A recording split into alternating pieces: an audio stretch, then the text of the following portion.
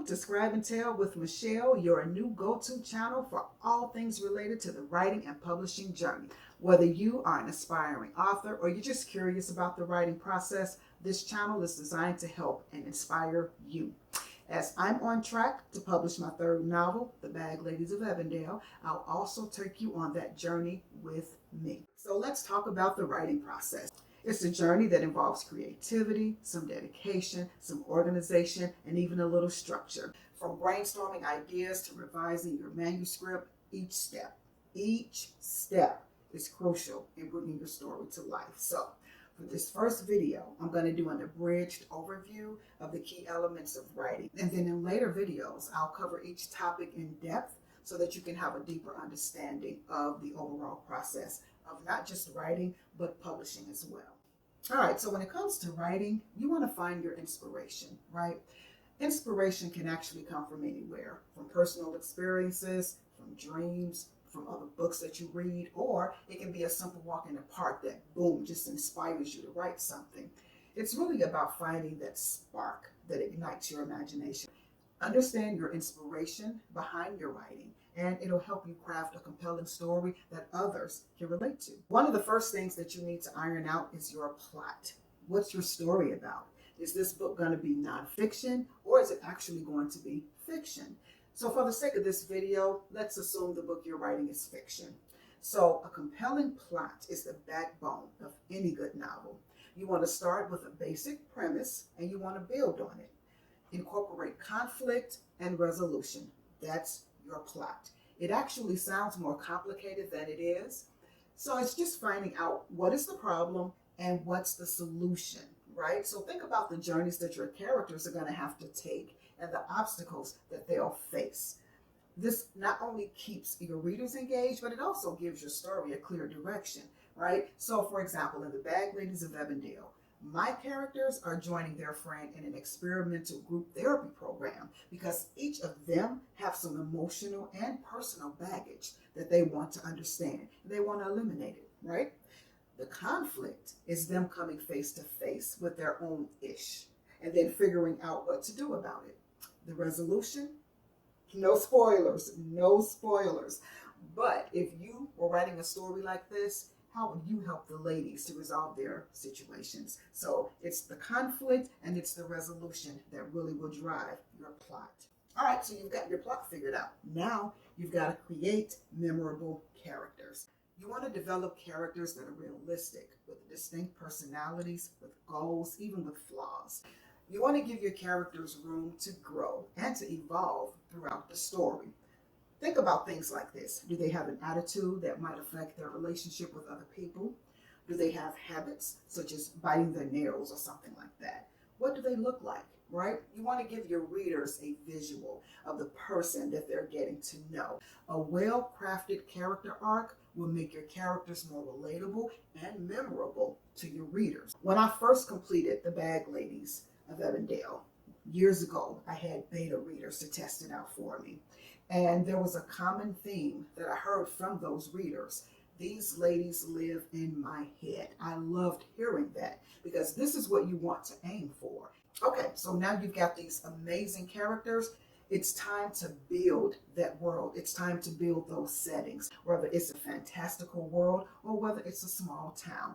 Your setting should feel real and it should feel alive. Balance the detailed descriptions with room for the reader's imagination because you don't want to tell them everything, but you want to make your world a place that they actually want to explore. You want to draw inspiration from places that you know, or you can create something purely from your imagination. See, that's the wonderful thing about the creative process. You are in control of where your stories go. You just have to make it believable though, right? It also has to fit the characters though, and the plot in the story. Here's an example. If one of your characters is a single mother and this identity is central to the plot, the world that you build would need to be centered around her children and the challenges of raising them alone. You want to think about things like how many children does she have? Are they boys? Are they girls? Or is it both? What kind of children are they? What are her personal struggles? Where do they live? Do they live in a house or is it an apartment? Does she work? And if she does, where Does she like her job? Does she have a love interest? So on and so forth. So think of your characters as an extension of yourself. You have an entire life, right? So should your characters. So you've got your plot, you've got these amazing characters, you've got your world built out. Now you want to outline your novel. Now, this one is actually a personal choice because writing style is not one size fits all, right? If you work best when you organize, then outlining can be a crucial step in the writing process for you because it helps you to compartmentalize your thoughts and it ensures that your story has a clear structure. Now, there are a lot of ways that you can actually do this. There's a detailed plotting methodology, or there are flexible approaches like pantsing. For me, I intend to incorporate a little bit from column A where I'm organized and then a little bit from column B where I'm pantsing. I like to get the story out of my head, and sometimes that involves me just flying by the seat of my pants and just writing it out in no particular order. But then once I get a good feel for where the story is headed, I start to organize a little bit more, and then outlining helps me to stay true to the plot. So again, figure out what works best for you. Okay, so we've gotten the outline out the way. Let's get started on that first draft. Now, that first draft is about getting your ideas down on paper. Don't be like me in this area because I'm always worried about perfection. Listen, that comes later. See, I find myself reading the chapters before I've completed the novel, and then I try to fix errors along the way. Don't do that. Just get the story out of you, mistakes and all, and then keep moving until you've arrived at the end. Then you go back and you work your magic. Don't worry if it feels too short or even if the story feels empty, right? It's just the first draft. You'll fill in all those details during your edits. Okay, so you've got that first draft out of the way. Hooray! Now you've got to start revising and editing. Revising and editing are where your novel will really take shape. Now, it's important that you're critical of your work and make necessary changes so you can improve the flow, the structure, and even the clarity. You want to look out for plot holes, any inconsistencies in your story, and remove any unnecessary details. Now, this process is probably going to take you several rounds, but trust me, it is worth the effort. And again, I'll do more videos on that process as well. By all means, before you do anything else, you need to copyright your work, because copywriting your novel is essential to protect your intellectual property. You should consider copywriting your work once your manuscript is complete and it's ready for publication. But before you even give it to anybody to read it, get it copywritten. Copyright provides legal protection, but it also ensures that you retain ownership of your work. Now, for more info on that, you can visit the U.S. Copyright Office, and I'll put a link to that in the description below. I'll also do a full video on the copyright process as well. Okay, you've gotten your self-edits out the way. Now it's time for feedback and critique. So seeking feedback from beta readers can provide invaluable insights. Trust me on this one, because they can point out issues that you probably overlooked, and they can offer suggestions for improvement. Now, one thing that comes with this is learning to accept constructive criticism, but you use that to refine your story. So get folks who are going to be honest with you and upfront with you so that you can improve on your writing. All right, so you've gotten your critique back. Let's finalize that, baby. Before you publish, you've got to make sure that that manuscript is polished.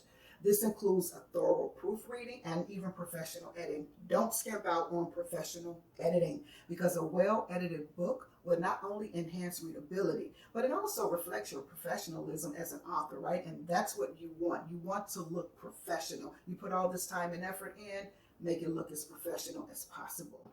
Hey, it's time to explore publishing options, right? So deciding between traditional publishing and self-publishing is a significant step. Traditional publishing involves submitting your manuscript to publishers and potentially getting a book deal. But self-publishing, or indie publishing, that gives you complete control over the publishing process. Now, both have their pros and cons, so do some research and choose the option that's best for you. All right, I've just given you a lot of information, right? So I'm going to conclude with this. Again, writing a novel is a rewarding journey, but it requires creativity, dedication, and a lot of hard work. It really does. But by following these steps and staying committed to your writing goals, you can actually bring your story to life and you can share it with the world. So do me a favor. Subscribe to Scribe and Tell with Michelle for more tips and insights on the writing and the publishing process, right? Let's embark on this journey together. I will make sure to bring videos and resources that will help you along this journey. Like, subscribe, and share this page with your friends. Above all, keep writing. I'll talk to you later.